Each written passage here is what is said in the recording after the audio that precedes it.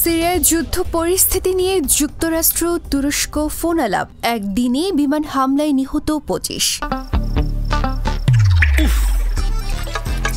কুয়াশায় সালসুইয়ে পানি আর কত হয়রানি আছে সমাধান।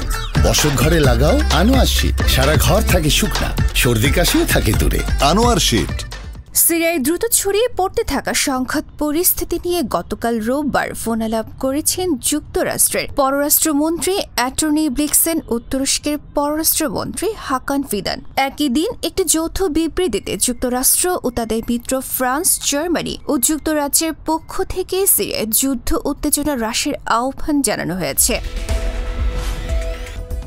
তুরস্কের পররাষ্ট্রমন্ত্রীর সঙ্গে ব্লিংকেনের ফোন আলাপের পর যুক্তরাষ্ট্রের পররাষ্ট্র মন্ত্রণালয়ের মুখপাত্র ম্যাথু মিলার এক বিবৃতিতে বলেন, আলেপ্পো ও অন্যত্র বেসামরিক মানুষের জীবন ও অবকাঠামোর সুরক্ষা এবং উত্তেজনা কমানোর প্রয়োজনীয়তা নিয়ে ব্লিংকেন টেলিফোনে তুরস্কের পররাষ্ট্রমন্ত্রী ফিদানের সঙ্গে আলোচনা করেছেন।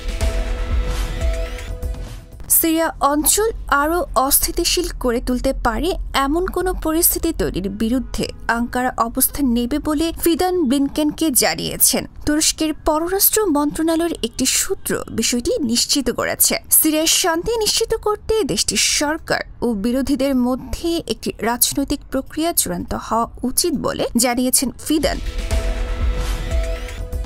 ব্লিংকেন ও ফিদান গাজার মানবিক পরিস্থিতি ও এই যুদ্ধ শেষ করার প্রয়োজনীয়তা নিয়েও আলাপ করেছেন বলে যুক্তরাষ্ট্রের পররাষ্ট্র মন্ত্রণালয় থেকে জানানো হয়েছে।